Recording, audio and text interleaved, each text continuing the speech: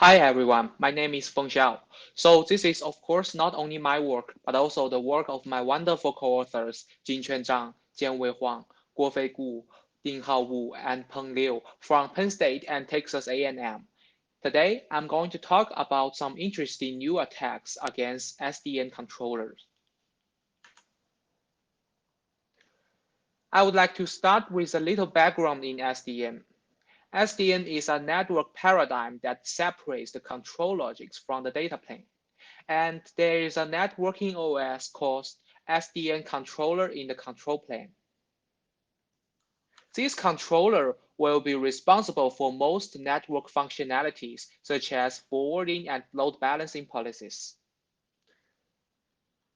To manage the network devices, such as switches and hosts, the centralized control plane employs a series of open standard protocols like OpenFlow netconf to communicate with the data plane. For example, a switch can send the device status message to the controller to report its port information. Furthermore, the decoupled control plane is directly programmable, which also brings benefits. For example, if there is a vulnerability in your load balancing application, you don't need to replace any hardware. You just need to patch the centralized logic in the software-based controller. So there is a lot of innovation in SDN, and it is pretty nice. Today, we are going to talk about how to attack the most important part of SDN. Serving as the brain of the network, SDN controller is very important, and attacking the control plane logics may have tremendous promise. However, attacker usually faces two constraints. First, the data plane and the control plane are decoupled. Previously, attackers may attack some critical logics in the switches. However, nowadays, all these logics are being placed into the controller. Second, usually only a few components like message handler will be exposed to the data plane. And other applications such as load balancers and diagnostics and web UI will be well protected from the data plane. As a result, data plane attackers usually struggle to find a reachable path to those vulnerable logics. Several recent work also discovered some interesting attacks to reach and attack more control plane logics. For example, the cross-app poisoning attacks leverage shared control plane states to launch attacks from an unprivileged application to a privileged one. So in this talk, we are going to present a novel approach to address the attack reachability problem, which is called D2C2, Data Dependency Creation and Chaining Attack. So unlike previous work that leveraged some existing data flow or SDN schemes to propagate poison data, we choose to create some new and unexpected data dependency to reach some previously inaccessible API. D2C2 provides a new length to examine and exploit vulnerabilities hiding in the controller. The figure on the right can give you a brief idea on how it works. Don't be afraid of those details and lines in this figure because we will explain it step by step very soon. So the attacker in the data plane will use the compromised data plane device, which is the switch in this case, to interact with the controller. He will inject malicious data, and then a series of components such as core services and applications will be exploited in order to build an attack path towards the target. So the new length enables us to discover multiple new CVEs. By launching the attack against four popular SDN controllers, which is Honors, Floodlight, Open Daylight, and SE Floodlight, we found that it actually can introduce serious attack effects, such as network manipulations, data leakage, and denial of service. In total, we have discovered 18 vulnerabilities and got 9 CVE assigned from these vendors. By the time of the presentation, most of these vulnerabilities has been fixed. So before we discuss more details about the attack, let's first talk about the actual attack scenarios. In our threat model, we consider that the data plane devices can be vulnerable. To interact with the controller, the attacker compromises a vulnerable switch or host to perform the protocol interactions. And in such settings, we think the attacker who does not have direct access to the controller, he wants to introduce attack effects using those limited protocol interactions. So this is a real-world D2C2 vulnerability we identified from others. The attack effect is to install arbitrary flow tables. To introduce the effect, the attacker needs to attack the flow rule store, which is marked in red in this figure. However, attackers can only interact with the OpenFlow provider, which is the message handling components in honors, using limited protocol interactions. And there is no direct data dependency between the provider and the flow rule manager. Hence, he will go through multiple steps to create several data dependencies and finally reach the attack target. So, of course, in phase 0, the attacker will need to inject the attack payload into the protocol field, which will later become the arguments of a sensitive method. After crafting such a packet, he leveraged the compromise switch to send the message to the controller. Like I said, in phase 1, the malicious protocol field was passed to the handled packet method and generated a poisoned device object. In phase 2, a sensitive method named getDevice in the web UI application will be abused by this poisoned state. By abusing the method, the device object is able to manipulate the web UI application to launch HTTP requests against the API of the flow rule manager. Hence, a malicious data dependency is established from the provider, which is the message handler component, to the flow rule manager. What is a data dependency? In this example, method apply flow rule in the flow rule manager is data dependent upon method get device in UI and is ultimately dependent on the OpenFlow provider. By constructing such data dependencies, attackers can abuse flow rule manager to install malicious flows. By installing flow tables, attackers can do a lot of things in the networks, such as man-in-the-middle attacks.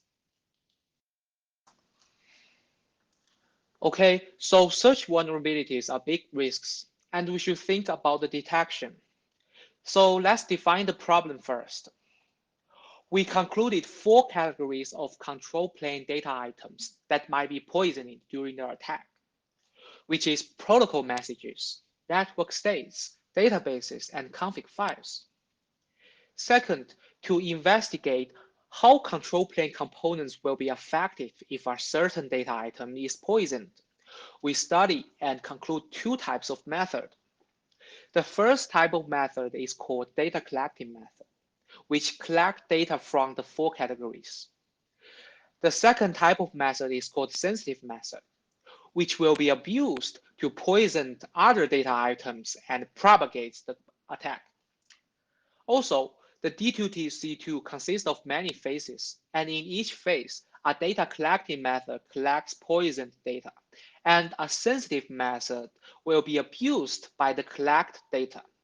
We call such a procedure as poisoning event. Finally, we will call the chain of events as D2C2 chain.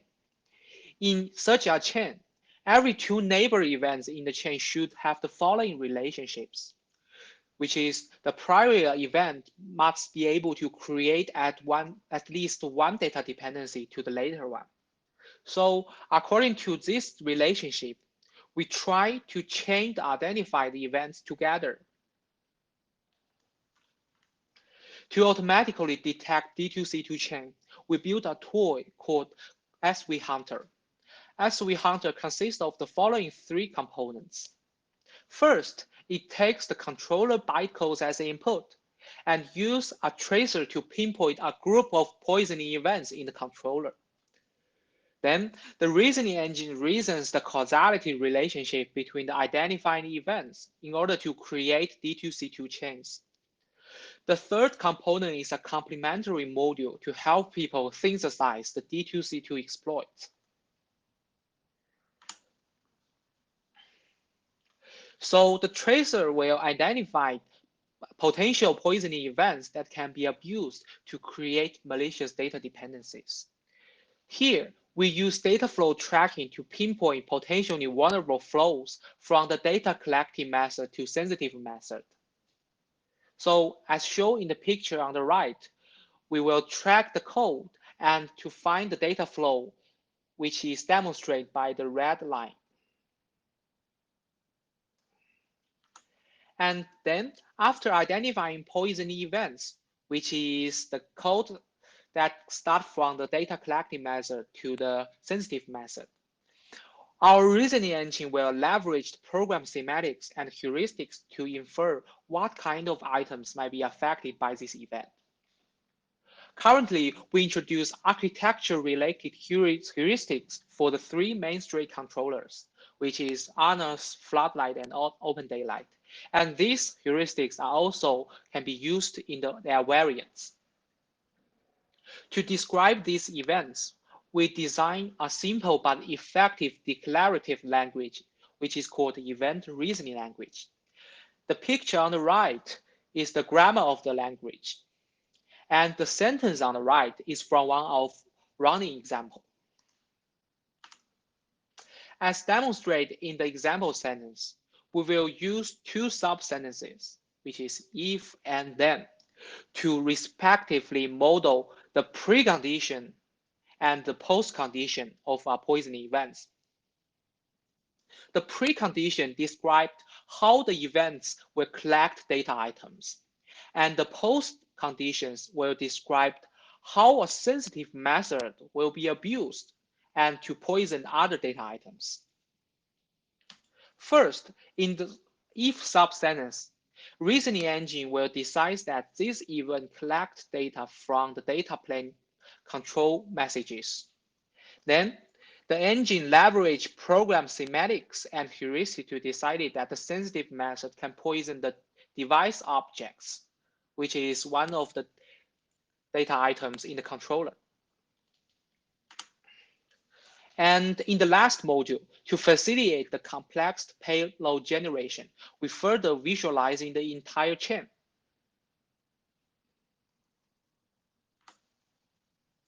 So to figure out how D2C2 can impact widely used SDN controllers and whether SV Hunter is effective in detecting D2C2 or not, we further perform the following evaluation. We implement a prototype of SV Hunter and let it support the three mainstream controllers.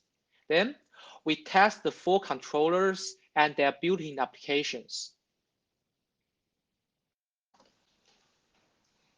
Here is an overall detection result of SV Hunter. We can see that SV Hunter can effectively generate D2C2 chains for the tested controllers. And in particular, for SE Floodlight, we directly use the heuristic obtained from Floodlight to do evaluation. And SV Hunter can still works well even if SE Floodlight is based on a very old version of Floodlight and its code base can be very different to the newest one. And as shown in the table, in total, we identified 18 D2C2 chains, which leads to 3 serious attack effects. We find 6 chains that can be abused to manipulate the networks, such as we can install arbitrary flows or we can modify some critical states. And we find 12 cases in which we can leak credential data from the controller. For example, we find that we can leak arbitrary files from the file system of the controller. And also, we found several cases that we can disrupt the service or do denial of service attacks. It is worth noting that D2C2 even achieves arbitrary command execution on the honest controllers. So let's discuss a little bit about the potential countermeasures. A very straightforward but effective way is to apply security checks to the vulnerable code. More specifically, we can perform the input validation on the parameters of the sensitive method. Actually, many reported vulnerabilities have been patched in this way. More fundamentally, we may mitigate the malicious data dependency creation. For example, we may enforce dynamic information flow control to detect potential illegal flows. And at the end, a doable approach is to synchronize the protocol interaction. Since the entry point of the D2C2 attack is data plane, and we use data plane messages to send attack payloads, we may synchronize the format and value range of the protocol data fields to eliminate the attack. So here is a conclusion of the entire work. In this work, we present a new attack that abused previously unreachable sensitive method in the control plane. The new attack leads to a discovery of 18 vulnerabilities from the mainstream controllers, and we have helped developers to patch most of them already. Also, we proposed and designed a one-of-a-kind tools to effectively identify D2C2 vulnerabilities. That's all. Thank you.